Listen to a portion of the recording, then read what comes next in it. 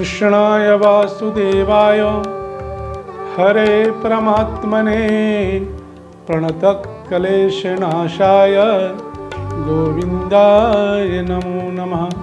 मंगलवार को भुवन भास्कर मकर संक्रांति मकर राशि पर इस दिन 2:58 में प्रवेश कर जाएंगे कि धेनुम तिलमयी राजन दद्यादश्चोत्तरायणे सर्वान कामान वाप्नोति विंदते परमं सुखम। दान करने की विधा है कि आप जितने परिवार हैं उतने पात्रों में, पत्तल में, थाली में अलग अलग वस्तुओं को निकालें। तिल, गुड़, दूध, दही, घी आदि। और नमस्कार, आप लाइव सिटीज देख रहे हैं। मैं हूं आपके साथ काव्या। एक महीने की खरमास के बाद 14 जनवरी को पूरे देश भर में मकर संक्रांति का पर्व मनाया जाता है और उस दिन क्या कुछ करना है, शुभ मुहूर्त क्या है, तिल को कैसे खाना है, क्या दान पुण्य करना है, इन तमाम विषयों पर चर्चा करने के लिए हमारे साथ जाने माने आचार्य गोखलेश शास्त्री जी हैं। सबसे पहले तो सर बहुत बहुत स्वागत है। राधे राधे जी। पहला सवाल हमारा यही होगा आपसे कि 14 जनवरी को मकर संक्रांति है, कई बार 15 जनवरी को भी मनाया गया है, तो इस बार का शुभ मुहूर्त क्या है? कृष्णाय वासुदेवाय हरे परमात्मने प्रणतक्लेशनाशाय गोविंदाय नमो नमः।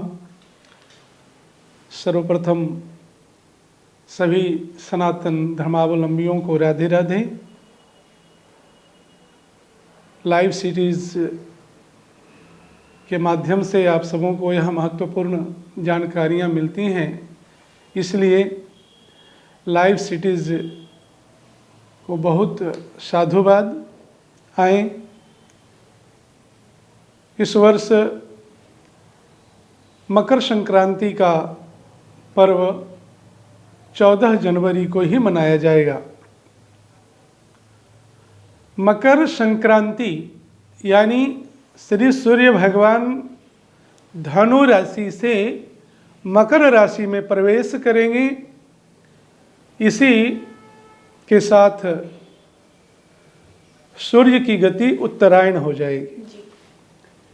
जैसे एक मास में 2 पक्ष होते हैं, कृष्ण पक्ष और शुक्ल पक्ष, ऐसे ही वर्ष में 2 अयन होते हैं, उत्तरायण और दक्षिणायन।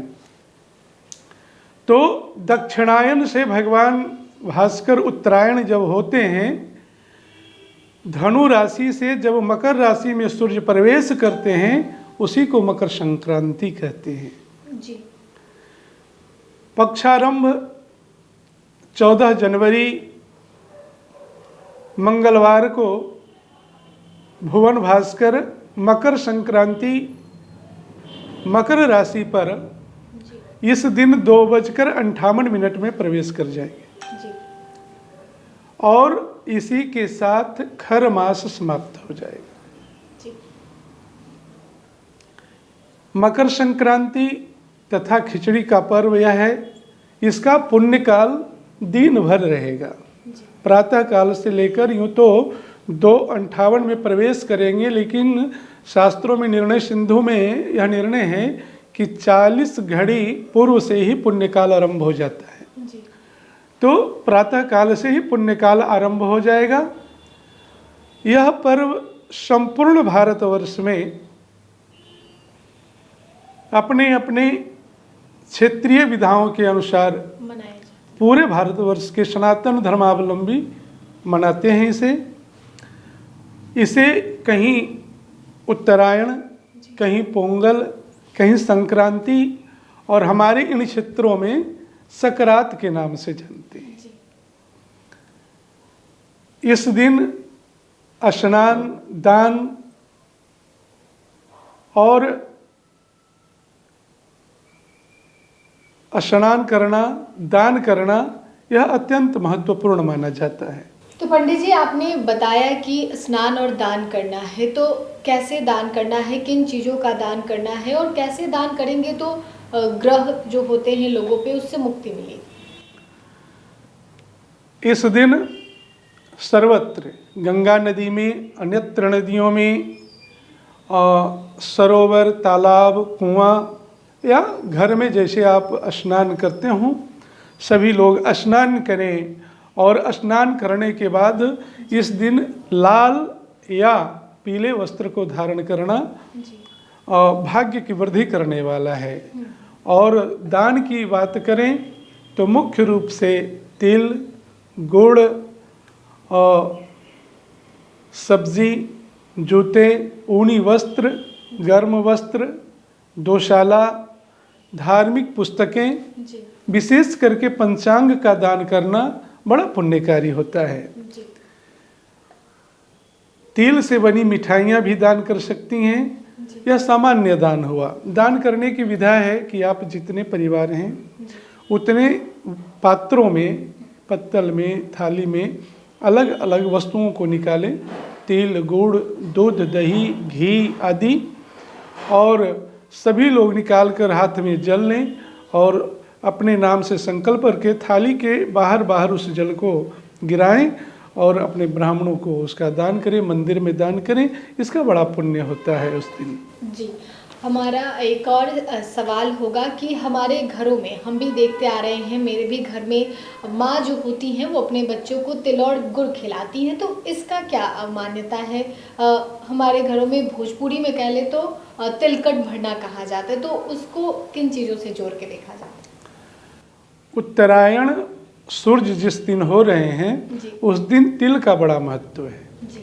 उस दिन तिल और गुड़ खाने से आयु की वृद्धि होती है, आरोग्यता की प्राप्ति होती है, स्वास्थ्य उत्तम रहता है।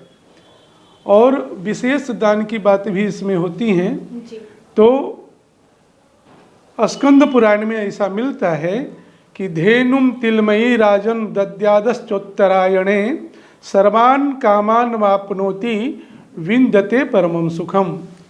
तिल का गौ बना करके दान करना चाहिए, यह स्कंद पुराण में आता है। और विष्णु धर्म में आता है कि वस्त्र एवं तिल बैल के साथ दान करने से बड़ा पुण्यकारी होता है। और शिव रहस्य में तो कहा गया है कि शुभ सूचक काले तिल स्वर्ण के साथ दान करने से बड़ा लाभ होता है। शुभ सूचक काले तिल जल में डालकर स्नान करें, तिल का उबटन लगावें। ऐसा करने से और शिव मंदिर में तिल तेल का दीपक इस दिन दान करने से बड़ा पुण्य का लाभ होता है। उत्तरायण में सर्वदा तिलों से ही हवन करना चाहिए, तिल एवं स्वर्ण का दान भी करना चाहिए, ऐसा पुराणों में उदाहरण मिलता है। जी, हमारा आखिरी सवाल यही होगा कि 14 जनवरी को मंगलवार है दिन, और उस दिन काफ़ी जगहों पे घरों में मान्यता होती है कि खिचड़ी नहीं खाया जाता है। हमारे ऐसे आम दिनों में मंगलवार को खिचड़ी नहीं खाया जाता, तो क्या उस दिन खा सकते हैं? महत्वपूर्ण प्रश्न है जी। मंगलवार को यूं खिचड़ी खाना वर्जित है, ऐसा ही विधान है शास्त्रों में भी जी। लेकिन यह विशेष दिन है जी। क्योंकि खिचड़ी का ही पर्व है। इसमें बहुत लोग तो ऐसा करेंगे कि इस दिन तिल गुड़ आदि खा करके व्रत करेंगे, पर्व मनाएंगे, और दूसरे दिन खिचड़ी खा सकते हैं। या फिर जहाँ खिचड़ी का ही विधान है, खिचड़ी से ही व्रत, कई क्षेत्रों में खिचड़ी से ही जानते हैं इस पर्व को, तो वहाँ खिचड़ी खा सकते हैं। यह विशेष दिन है, विशेष पर्व का दिन है। यह मंगलवार को नहीं देखकर उत्तरायण भगवान भुवन भास्कर का मकर में प्रवेश को लेकर के खिचड़ी खाया जा सकता है। धनु प्रवेशे वस्त्राणाम यानानाम च महाफलम झक प्रवेशे दारुणाम दानम अग्निस्तथैव च। धनु में जब सूर्य हो तो उसमें वस्त्र का दान करना चाहिए, यह पुण्यकारी होता है। और मकर में जब सूर्य आवे ना तो लकड़ियों का दान करने का भी बड़ा पुण्य होता है, अग्नि दान करने का बड़ा पुण्य होता है। और राशियों की बात करें तो जिन प्राणियों का जन्म मकर संबंधित नक्षत्रों में हुआ है। जी जैसे उत्तराषाढ़ का 3 चरण, जी श्रवण का 4 चरण जी और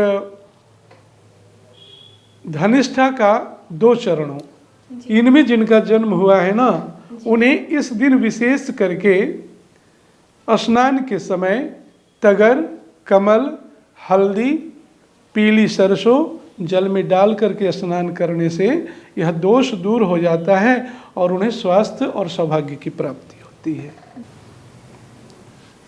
तो आपने इस वीडियो में देखा कि मकर संक्रांति के दिन क्या करना है, क्या नहीं करना है, और मंगलवार को लेकर जो बातें होती है कि इस दिन खिचड़ी नहीं खाया जाता है। तो ये एक विशेष पर्व है, संक्रांति है, और इस दिन आप खिचड़ी खा सकते हैं। इसके अलावा पंडित जी ने वो तमाम जानकारी दी है जो मकर संक्रांति को करनी चाहिए और क्या नहीं करनी चाहिए और किन चीज़ों का दान पुण्य करना चाहिए। तो फिलहाल के लिए इतना ही।